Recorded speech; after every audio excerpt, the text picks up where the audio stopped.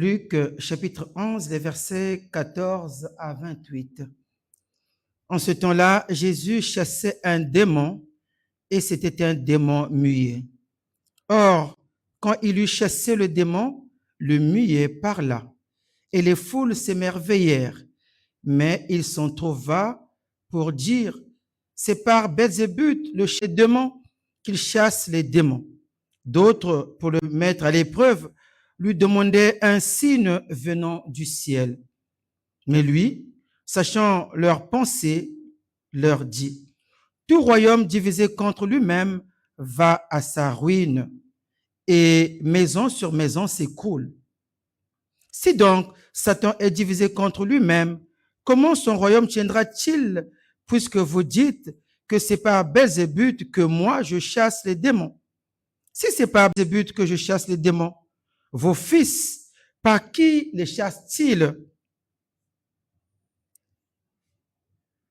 Aussi bien seront-ils eux-mêmes vos juges. Mais si c'est par le doigt de Dieu que je chasse les démons, le royaume de Dieu est donc venu jusqu'à vous. Quand l'homme fort en armes garde sa maison, ses biens sont en sûreté. Mais qu'un plus fort que lui survienne et le batte, il lui enlève toutes ses armes auxquelles il se fiait et il distribue ses dépouilles. Qui n'est pas avec moi est contre moi, et qui n'amasse pas avec moi dissipe. Quand l'esprit impur est sorti d'un homme, il parcourt les lieux arides en quête de repos, et n'en trouvant pas, il dit, je retournerai dans la maison d'où j'étais sorti. Quand il arrive, il la trouve nettoyée et ornée, alors il s'en va, il prend avec lui 7 autres esprits plus mauvais que lui, et entre et il y demeure. Et finalement, pour cet homme, les choses sont pires qu'avant. Et il advint, tandis qu'il parlait ainsi, qu'une femme dans la foule éleva la voix et lui dit, « Heureuses les entrailles qui t'ont porté et le sein qui t'a nourri. » Mais il dit, « Heureux plutôt ceux qui entendent la parole de Dieu et qui la gardent. » Acclamons la parole de Dieu. Louange à vous, Seigneur Jésus. Je mets mon espoir dans le Seigneur. Je suis sûr de sa parole. Je mets mon espoir en le Seigneur. Je suis sûr de sa parole.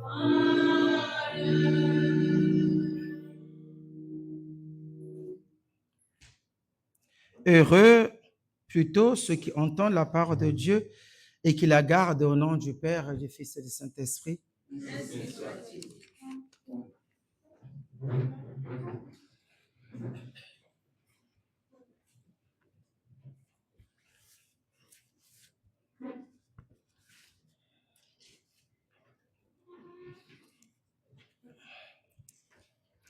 Bien-aimés dans le Seigneur, nous célébrons la messe du 3e dimanche de Carême.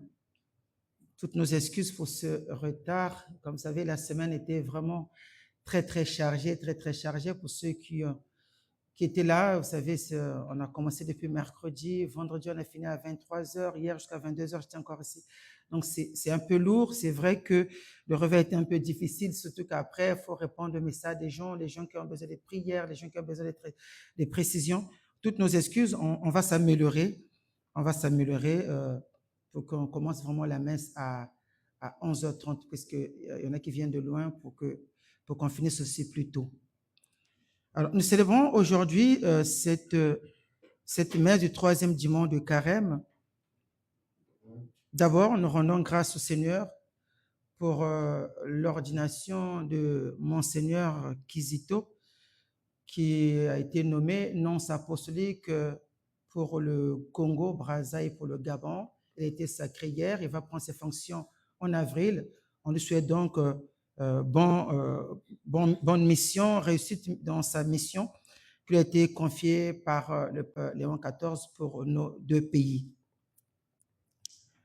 Nous prions pour les intentions de Kwasi Yves Emmanuel, que le Seigneur lui accorde la guérison.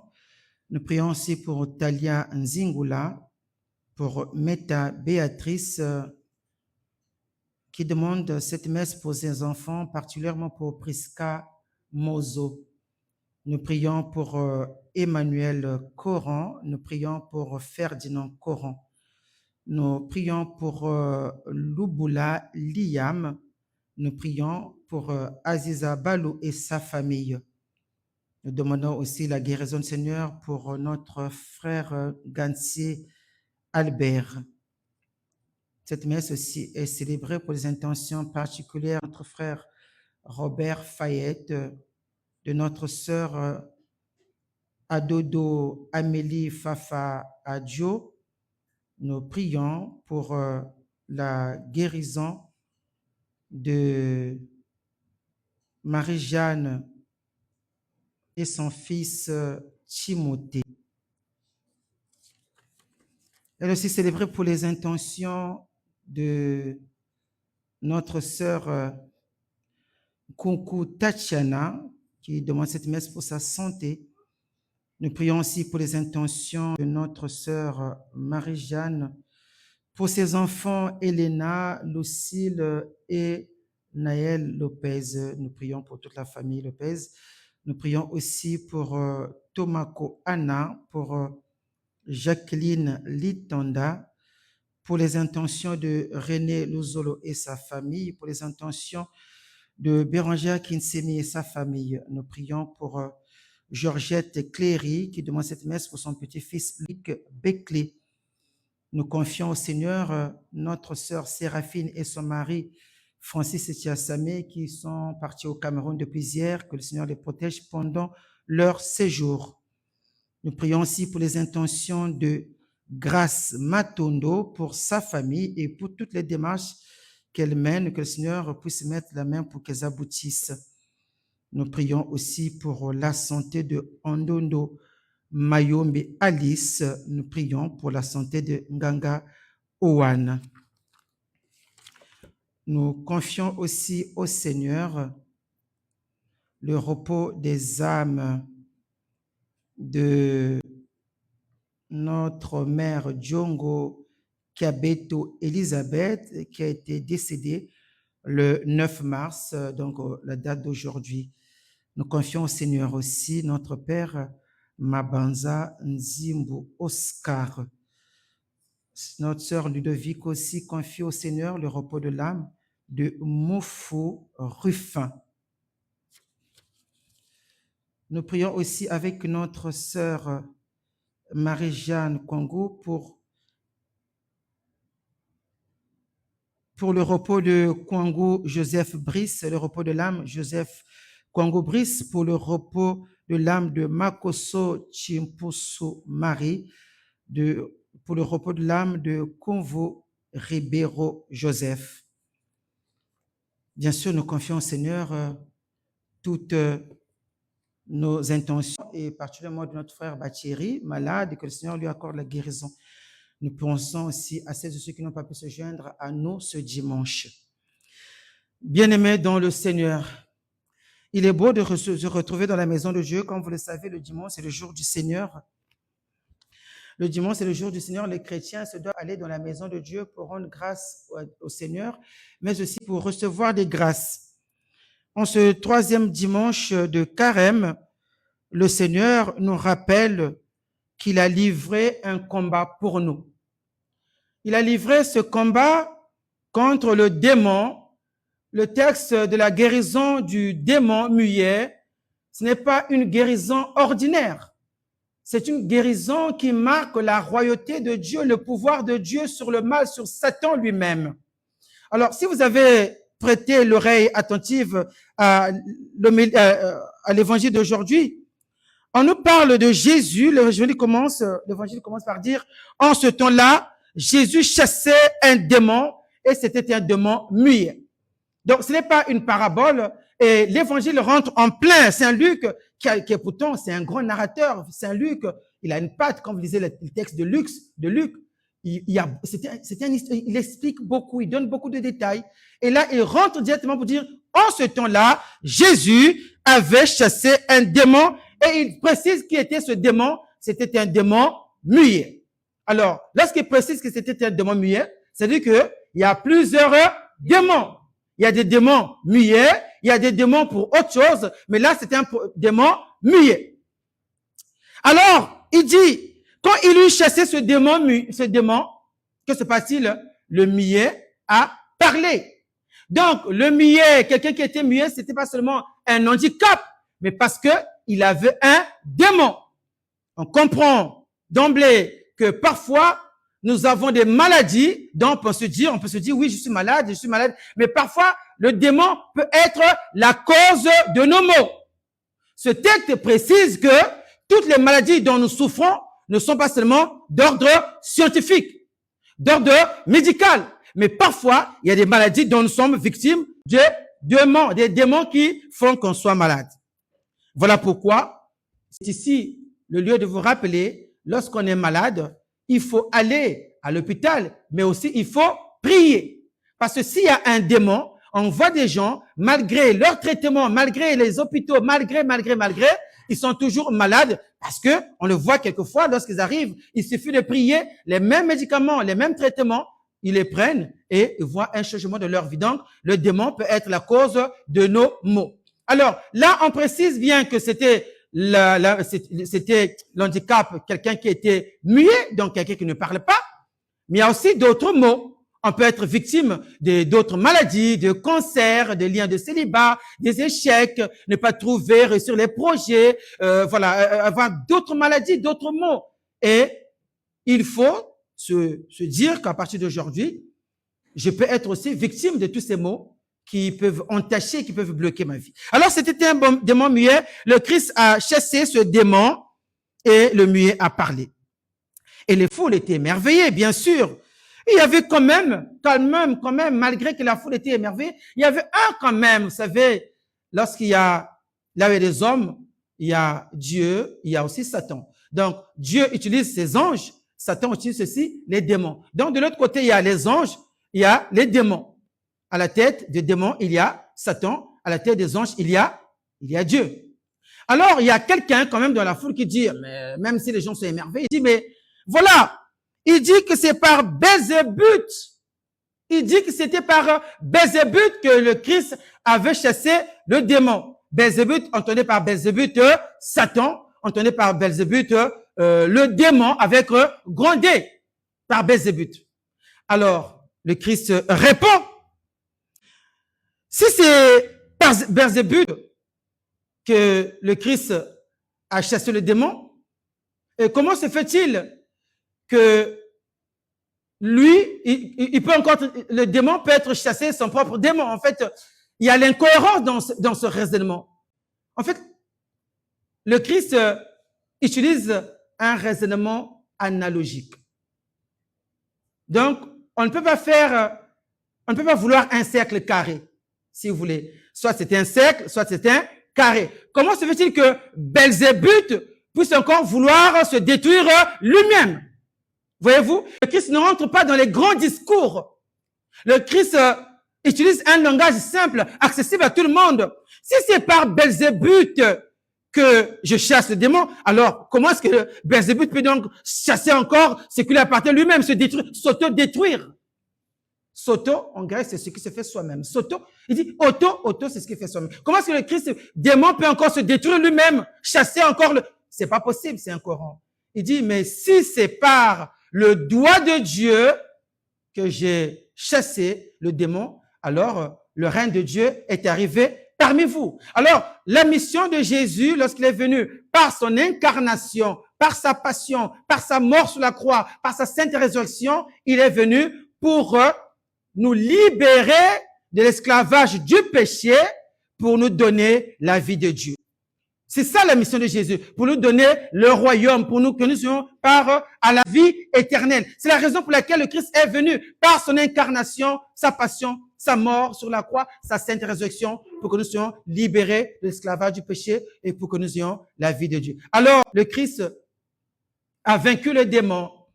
Le Christ qui a vaincu le démon, ce combat qu'il a livré contre le démon, eh bien, ce combat, il avait déjà livré d'entrée. Si vous pouvez vous rappeler, le premier dimanche de Carême, le Christ a été à front, a livré avec Satan dans le désert un échange vigoureux. C'était un combat. Si tu es le Fils de Dieu, si tu es le Fils de Dieu, il a dit, arrière de moi, Satan. Et là encore, le Christ est en train de combattre le démon. Alors, les gens se disent, le ministère, les prêtres qui combattent le démon, il y en a qui pensent que ce sont des falaises, ce sont des hallucinations.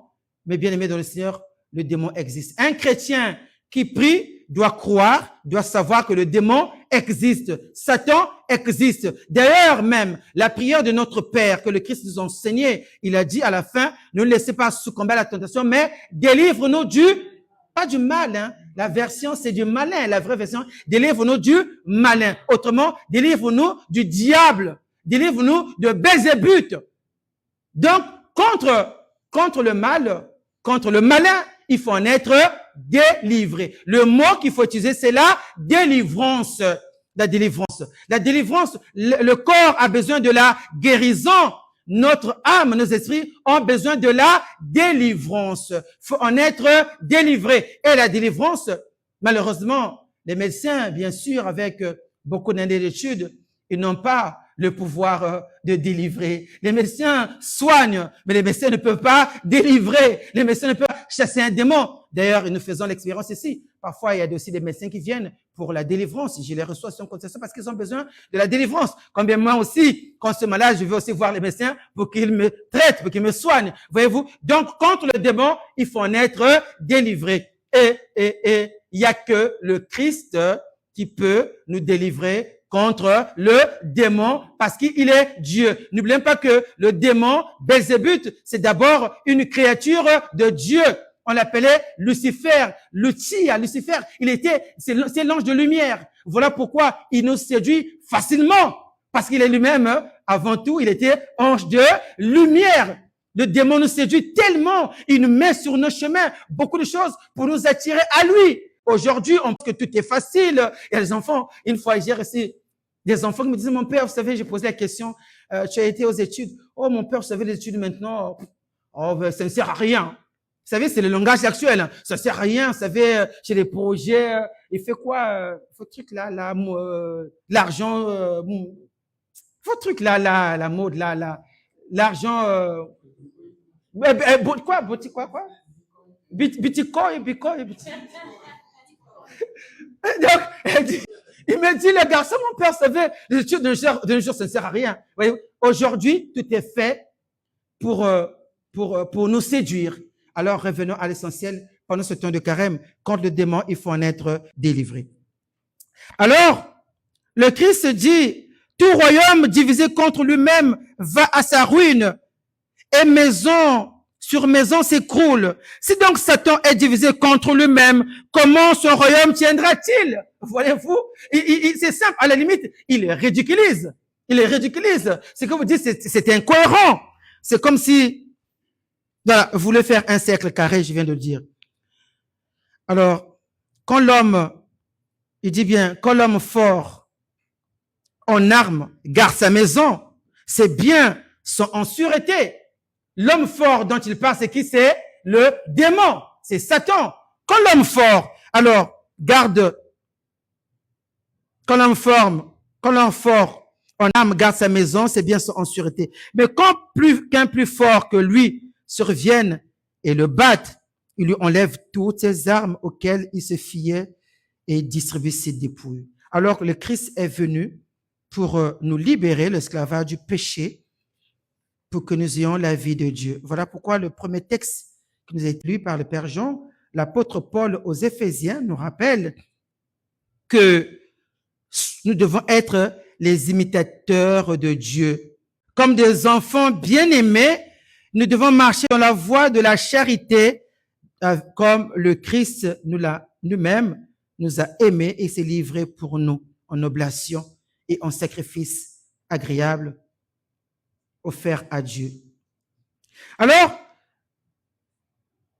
le Christ qui est venu nous libérer de l'esclavage du péché nous demande que nous puissions être les imitateurs. Nous devons être ses imitateurs.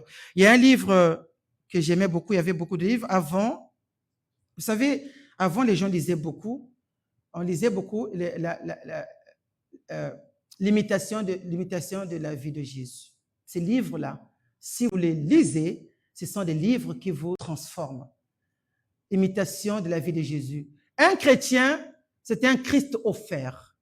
C'est celui qui offre Christ, c'est celui qui rend présent Christ.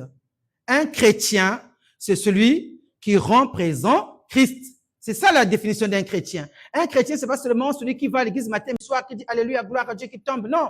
Un chrétien, c'est celui qui rend présent Christ. Lorsqu'on le voit, on doit reconnaître que vraiment, c'est un chrétien. Par son agir, par son comportement, par sa douceur, par ses paroles qui réconfortent, par sa charité. La charité, c'est la marque du chrétien.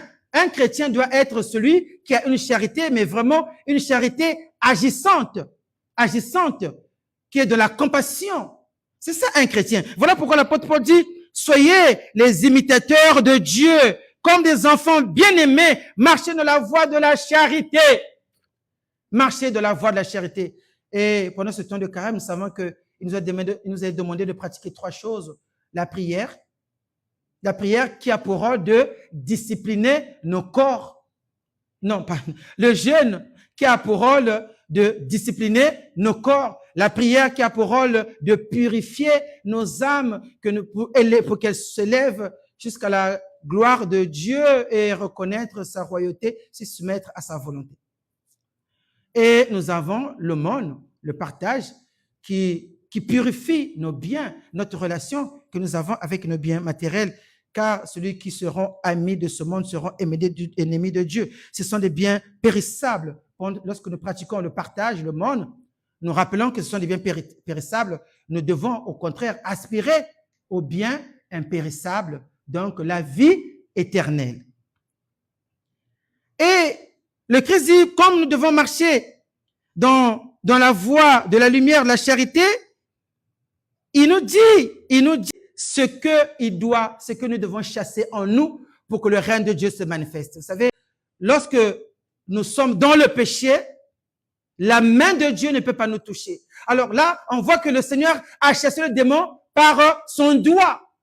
Toutes les grâces que nous recevons, le Seigneur nous les accorde par son Esprit Saint, qui est la main de Dieu. Le Saint-Esprit, c'est la main de Dieu. Le Saint-Esprit, c'est le doigt de Dieu. Donc, lorsque Dieu, aujourd'hui, détruit tous les maux, nous libère des chaînes qui nous attachent dans le péché, dans les souffrances, dans la maladie, eh bien, toutes ces grâces, nous les recevons par le Saint-Esprit. Alors, Dieu ne peut pas nous toucher. Il dit, la main de l'Éternel n'est pas trop courte pour vous toucher. Ses oreilles ne sont pas dures pour vous entendre. Ce sont vos péchés qui mettent une séparation entre vous et Dieu. Finalement, ce n'est pas sa faute. S'il y a une séparation entre Dieu et nous, parce que nous vivons dans le péché. Alors, il est nomme, quant à la débauche. Vous savez, l'apôtre Paul, et pourtant, on l'appelle l'apôtre des gentils. Hein.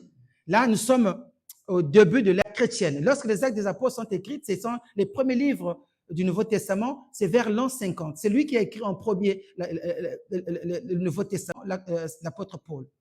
Les évangiles sont venus après. C'est vers l'an 50. Et là, il s'adresse aux premières communautés chrétiennes qui se forment. Là, c'était à Éphèse. Il dit, contre la débauche, à l'impureté, sous toutes ses formes, ou à la convoitise, qu'il n'en soit pas même question parmi vous. Ainsi, il convient à des saints. La vocation des chrétiens, c'est que nous soyons des saints. Soyez saints comme votre Père est saint. Lorsque nous recevons le baptême, nous renonçons à Satan. J'y renonce à toutes ses œuvres. J'y renonce à toutes ses séductions. J'y renonce. Croyez-vous? Je crois, vous voulez être baptisé? Oui, je le veux. Lorsqu'on est baptisé, on revêt la robe blanche, on devient une nouvelle créature. Et nous aspirons à la sainteté. Nos biens deviennent notre vocation, c'est maintenant le ciel, le royaume de Dieu. Alors, le Christ nous dit, voilà, sachez bien, ni le débauché, ni l'impur, ni le cupide, ce serviteur idole n'aura sa part dans le royaume du Christ et de Dieu. Lorsque je lis ces textes, j'ai peur.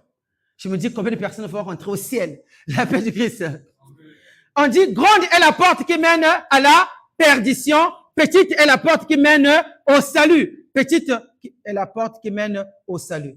Eh bien, Ezuluya ye, Ezuluya ye, bana bakota jo. Ezuluya ye, Ezuluya ye, bana bakota jo. Bankwa masomo Bankwa masomo kabalendi kotako ezolo ya ezolo ya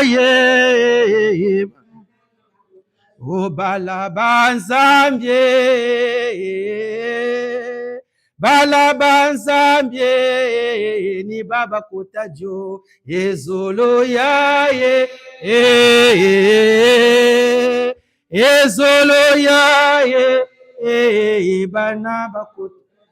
Le Christ est venu nous libérer de l'esclavage du péché pour que nous ayons la vie de Dieu, que nous puissions avoir part à la vie éternelle. Et donc, il dit, Ezuluya, et c'est le ciel, lesquels qui vont avoir part au royaume des cieux. Il dit, ceux qui sont dans le péché, dans l'idolâtrie, dans la débauche, dans l'impureté, ceux-là ne pourront pas entrer. Seuls pourront entrer ceux qui vivent dans la pureté, ceux qui vivent dans la prière, ceux qui vivent la charité, ceux qui mènent une vie de sainteté. Bien sûr, tomber, c'est humain, se relever, c'est divin.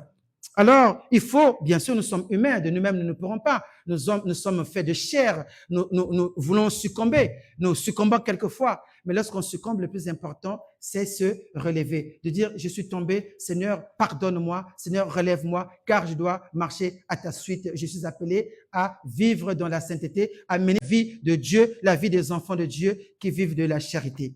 La charité, c'est la marque des chrétiens. Il dit, ne vous faites donc pas leurs complices. Il dit que nul ne vous égare par des paroles creuses. Nul ne vous égare par des paroles creuses. C'est bien pour de telles choses que Dieu fait tomber sa colère sur ceux qui lui résistent. Ne vous faites donc pas leurs complices. Il y a des gens qui détruisent vos âmes par des paroles creuses. Les paroles creuses, ce sont des paroles qui n'élèvent pas. Ce sont des paroles qui n'élèvent pas, au contraire, qui vous détruisent. Vous savez, Socrate disait, avant de parler, il faut te poser 3 questions. D'abord, ce que tu dis est vrai. Ensuite, est-ce bien? Est-ce utile? Donc, si c'est vrai, tu peux le dire. Si c'est pas vrai, ce sera des paroles creuses. Donc, il ne faut pas que nous soyons ceux-là qui seront des artisans de Satan pour utiliser des paroles creuses, des paroles qui détruisent. Hey, tu sais, Ambe Yandi, tu sais, Ambe, des paroles creuses. Est-ce c'est vrai? Généralement, c'est pas vrai. Ambe, j'étais là. Il y a des gens, vous savez, quand ils racontent vos histoires, mais comme s'ils vous connaissaient, comme s'ils dorment avec vous, ils mangent avec vous. Moi, j'ai déjà vu quelqu'un en train de raconter ma vie, mais j'étais là, et la personne ne me connaissait pas. Mais ça m'a fait tellement rigoler. J'étais parti célébrer une messe.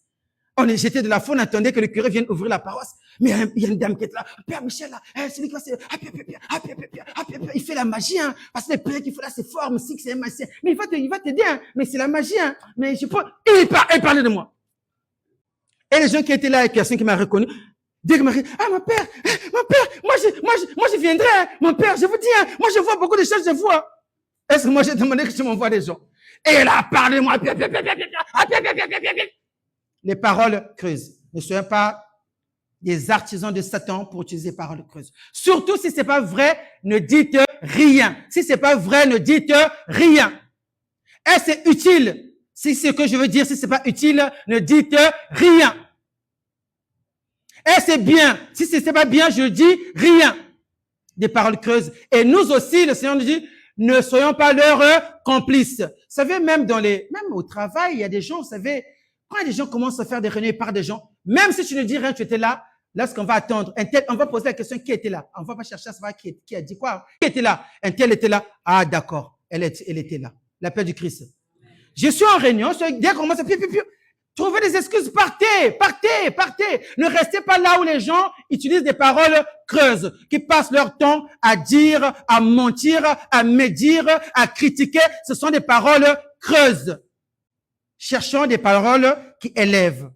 Les paroles qui élèvent, c'est la parole de Dieu, dire du bien, faire le bien. C'est à cela que le chrétien est appelé, surtout pendant ce temps de carême. C'est un temps de réconciliation. C'est un temps où nous devons faire un examen de conscience. Comment est-ce que je mène ma vie? Ma vie que je mène est-elle conforme au Seigneur? Le Seigneur est venu couper, nous libérer de l'esclavage du péché pour que, une fois libérés du péché, que la main de Dieu se pose pour nous, pour chasser tous les démons qui détruisent nos vies. Amen. Amen. Si on a compris cela, on a compris l'évangile de Dieu. Le Seigneur nous demande de faire le ménage. Dieu ne fait rien sans nous. Il nous demande de faire le ménage, de chasser le songui. L'apôtre Paul dit encore, renoncez au mensonge. Renoncez au mensonge. Parce que Satan, c'est le démon du mensonge. C'est le prince du mensonge. Renoncez au mensonge. Chrétiens, peuple de Dieu, les chrétiens sont champions dans le mensonge. Aujourd'hui, ça sent à utiliser encore les moyens, les réseaux sociaux, et on fait le montage, on peut mettre ton visage, on met le corps de quelqu'un, tout ça pour détruire le mensonge. Satan, c'est le prince du mensonge. Dans le désert, il a menti. Il ment. Il a même voulu mentir. Jésus dire, mais Dieu a dit que tu as le pouvoir de les anges vont te porter. Il aime mentir. Dès que quelqu'un utilise le mensonge, dès que tu es dans le mensonge, dit que tu es un démon. Chasse ce démon.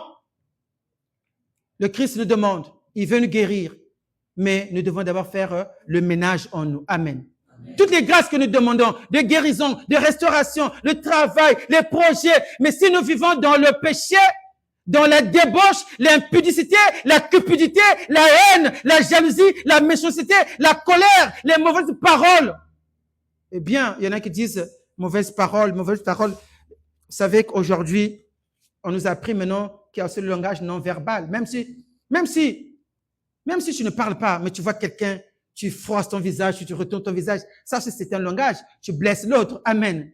L'autre peut être mal à l'aise, mais pourquoi il m'a fait ça? Tu rends quelqu'un mal à l'aise. Le chrétien, c'était un Christ offert. Le chrétien, c'était un Christ offert. Lorsque tu vas, partout où tu vas, il faut qu'on trouve la marque de Dieu en toi. Par ton regard, par ta douceur, par ta charité, par ta bonté, par la miséricorde, par l'écoute, l'attention que tu accordes aux autres, l'aide. Eh bien, un chrétien doit être altruiste. Un chrétien, c'est pas quelqu'un qui voit quelqu'un qui souffre. Ça c'est sans ses affaires. Le monde d'aujourd'hui fait que nous soyons égoïstes. Alors que le Seigneur nous invite à la charité. Le monde d'aujourd'hui nous demande de ne pas être sensible aux autres. Je vous avais déjà raconté une fois, je me souviens, la première fois que je suis venu en France, il y a 24 ans, mon beau-frère me dit, Tatempelo, il m'apprenait les codes, parce que ce pays-là, il faut avoir des codes. Il me dit, Tatempelo, vos histoires de charité. Je crois qu'il y a une maman, voilà, on était au supermarché, il y a une maman qui ouvrait son porte-monnaie, c'était une mamie, elle n'arrivait pas à bien compter. Moi, je voulais prendre son porte-monnaie pour compter. Mon beau-frère dit, Tatempelo, il faut me faire ça. Sinon, si elle dit que j'avais 100 €, on va te dire que tu as volé. Mais comment tout le monde est, non, même si tout le monde est là, c'est comme ça ce pays-là. Ah bon? Il ne faut pas aider. Ok. Et il me dit encore, quand tu vois quelqu'un tomber de la rue, nous en Afrique, quelqu'un tombe de la rue, on va se porter. Il dit, ne le porte pas. Parce que s'il meurt, eh bien, les procès, chaque fois qu'il y aura des procès, on va te convoquer. Faut appeler la police, faut appeler les pompiers, les SAMU. La télé n'est pas, on ne peut pas aider les gens. La paix du Christ. Donc, quand tu viens ici, ça te bouscule, hein, ça te casse les codes, hein. Nous, quand quelqu'un a faim, je peux lui couper un morceau. Ah non, faut pas donner. Parce que s'il a mal au ventre, on va t'arrêter, on va dire que ce que tu lui as donné, c'est peut-être ça, tu vas aller en prison. Oh, mais quand on dit amen. Mais c'est ça, la société actuelle veut que nous ne puissions pas être des gens charitables. Alors, bien-aimé le Seigneur, si c'est fait de bon cœur, à chaque fois, le Christ nous dit, si tu peux faire quelque chose et que tu ne fais pas, tu commets un péché. Donc, si j'ai la possibilité d'aider, le Christ, vous savez, il disait toujours, on vous a dit, et moi je vous dis. On vous a dit, et moi je vous dis. Et on vous dit de ne pas vivre la charité. Et moi, dans ce prieuré, je vous dis, soyez des hommes, des femmes de charité. Aidez les gens. Quelqu'un tombe de la rue, va à côté, soulève la personne, appelle les pompiers. Ne laisse pas la paix du Christ. Et moi, je vous dis, soyez des femmes, des hommes charitables. Les hommes, des femmes qui sont des porte-Christ, qui portent la vie de Dieu, qui donnent envie de prier. Il faut que les gens qui vous voient aient envie de prier, aient envie de vous suivre par votre comportement. Le plus grand langage, la meilleure façon de communiquer, je vous rappelle, ce ne sont pas les mots, c'est le langage non-verbal. Amen. Amen. La paix du Christ. Amen. Ceux qui ont fait communication, parce que j'ai aussi enseigné la communication, la meilleure façon, le langage non-verbal, c'est 68% de notre langage. 68%. Le verbal, c'est rien. C'est peut-être 30%. C'est 68%. La meilleure façon de communiquer, c'est le langage non-verbal. Je suis pas obligé de parler, mais la façon de regarder, la façon de me conduire, la façon c'est ça qui parle. C'est très important. Un chrétien ne doit pas être introverti. Un chrétien est ouvert au monde parce que le Christ s'est ouvert au monde pour lui offrir la vie de Dieu. Amen. Amen. Bien-aimés dans le Seigneur, pour terminer, je reviens à l'évangile. Lorsque le Christ nous rappelle que lorsqu'un démon est chassé du corps d'une personne, il ne croise pas les bras. Il y en a qui pensent, je crois que j'ai fait une vidéo pour ça, sur ce thème. Il y en a qui pensent que, allez, j'ai été, on m'a délivré, c'est fini, j'abandonne Dieu. Non.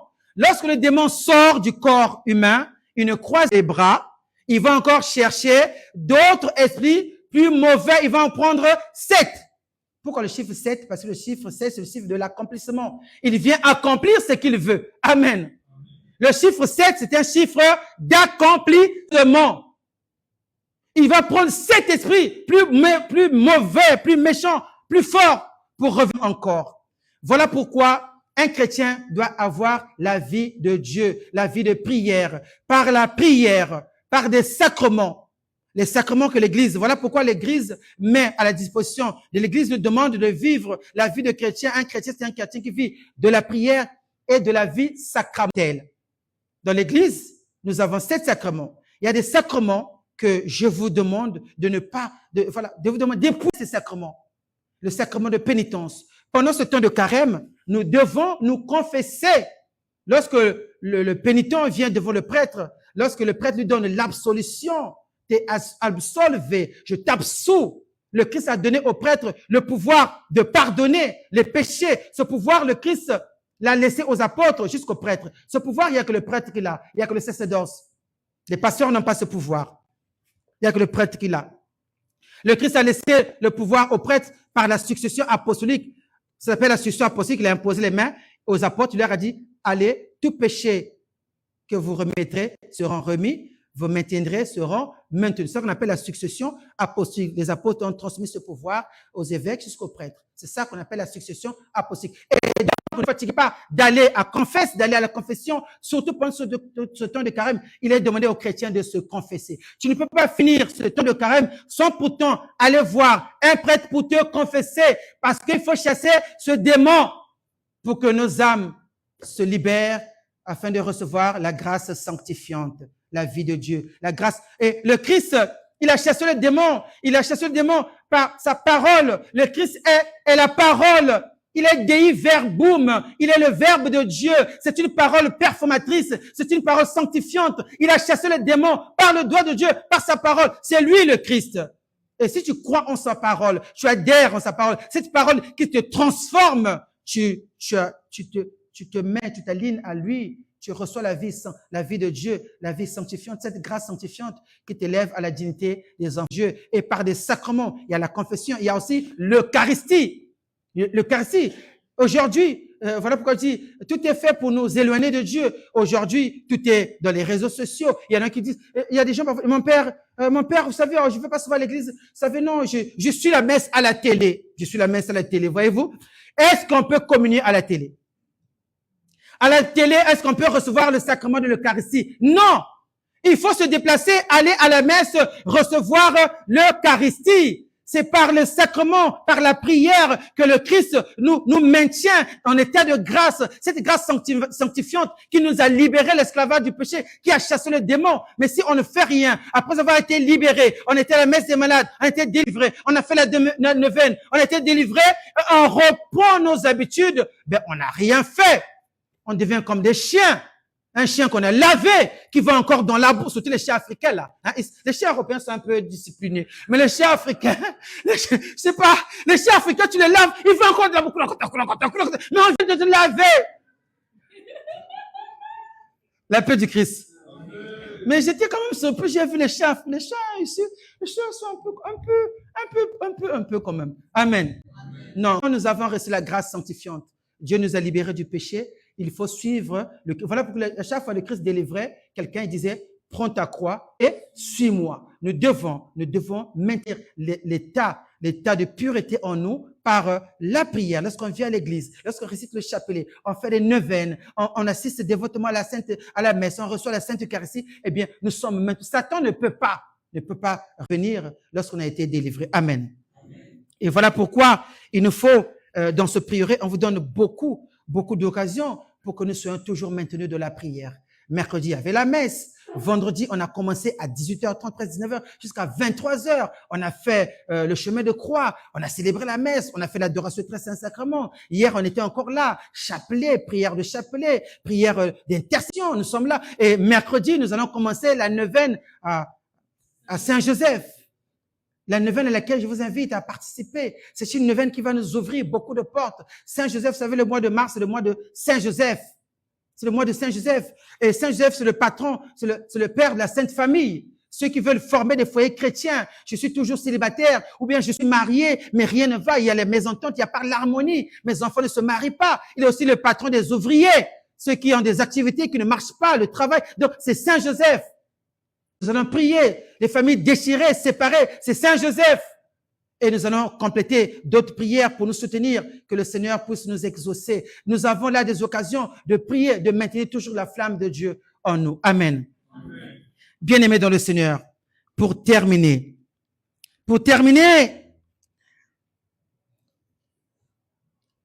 le Christ, pendant qu'il parlait, il y avait une femme qui était de la foule, qui éleva sa voix. Bien-aimés dans le Seigneur, cette femme qui élève sa voix, elle était en admiration. Elle était en admiration de qui? Pas de Jésus, mais de la mère de Jésus, la mère de Dieu, de la bienheureuse Vierge Marie. Elle était en admiration, cette femme. Donc, lorsqu'elle voit le Christ faire des miracles, des merveilles, cette femme tourne son regard vers la bienheureuse Vierge. Elle exclame, elle dit, heureuse les entrailles qui t'ont porté et les seins qui t'ont nourri.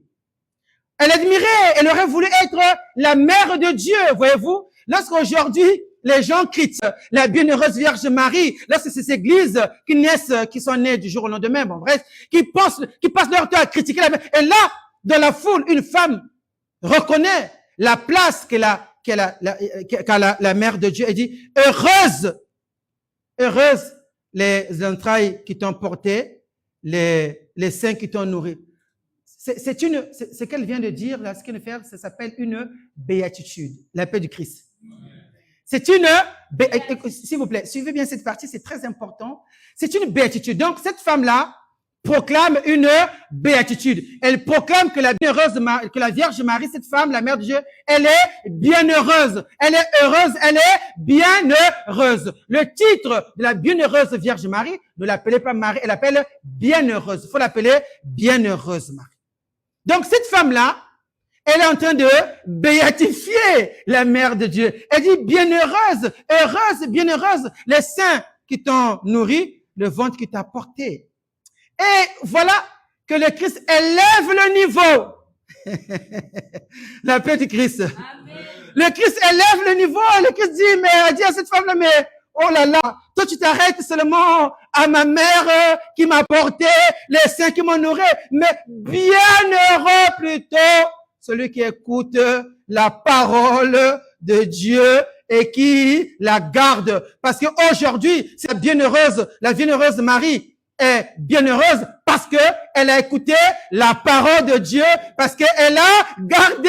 Donc, au lieu de l'envier, elle, toi aussi, tu peux être bienheureuse, bienheureux, si seulement si tu écoutes la parole de Dieu et tu la gardes. En écoutant la parole de Dieu, c'est moi que tu écoutes. Le Christ dit qui m'écoute, et dit et qui vous écoute, m'écoute, qui m'écoute, écoute celui qui m'a envoyé. Le Christ, il est Dei Verbum, il est la parole de Dieu, il est le Logos du Père. Au lieu d'envier la bienheureuse Marie, il nous invite. Pendant ce temps de carême, le Christ veut que nous soyons tous des bienheureux et des bienheureuses. Pour cela, il nous invite à écouter la parole de Dieu et la garder pour la mettre en pratique. Vous savez, quand on lit l'évangile, on fait 3 signes de croix. 3 signes de croix. Je vous ai appris que à partir de maintenant, ne faites pas des plus, faire des signes de croix, des vrais signes de croix. On fait le signe de croix sur le front. Vous savez, quand on fait le signe de croix sur le front, ça veut dire quoi? Que je dois toujours me rappeler de cette parole que je viens d'écouter. Cette parole performatrice, cette parole rédemptrice. Je dois toujours me rappeler de cette parole. Amen. Le Christ dans le désert a livré le combat contre le démon. Il a vaincu Satan par la parole de Dieu. Il est écrit. Donc, quand on fait le signe de croix sur le front, que je me souviens toujours de cette parole qui me sauve, que je l'annonce aussi aux autres et que je la garde aussi dans mon cœur. Voyez-vous? Donc, pour être bienheureux, il faut écouter la parole de Dieu, la garder comme la bienheureuse Vierge Marie. Cela vous fait penser quoi? À la présentation. Jésus, avec la bienheureuse Vierge Marie, le 2 février. Et Simon a pris l'enfant Jésus. Il a dit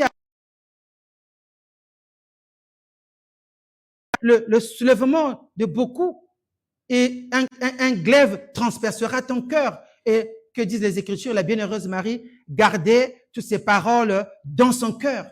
Donc, la bienheureuse Vierge Marie, elle est bienheureuse. Elle a fait que garder la parole de Dieu, la méditer, l'écouter. Et le Christ, qui est la parole, qui est le Logos du Père, nous demande, pendant ce temps de carême, de lire, au lieu de lire les romans photos, les Zimbla, ça existe encore Zimbla? Au lieu de lire les Zimbla, les Tarzan, lisons plutôt la parole de Dieu qui nourrit nos âmes. Le corps se nourrit de poissons, le corps se nourrit de pain, boit de l'eau. L'âme se nourrit de la prière. L'âme se nourrit de l'Eucharistie. L'âme se nourrit des actes de piété. Et je nous invite, bien-aimés dans le Seigneur, d'annoncer au monde que le Christ a le pouvoir de chasser les démons. Nous qui avons la possibilité, aujourd'hui, nous utilisons les réseaux sociaux. Il y a des gens qui utilisent les réseaux sociaux pour faire le mal. Nous, on utilise les réseaux sociaux pour annoncer Christ. De là où vous êtes, voilà pourquoi, lorsqu'on poste des vidéos, si cette vidéo te touche, cette vidéo peut transformer les autres. Prenons ces vidéos, postons-les. C'est aussi une façon pour nous d'évangéliser. Aujourd'hui, nous retenons que Dieu vient nous libérer.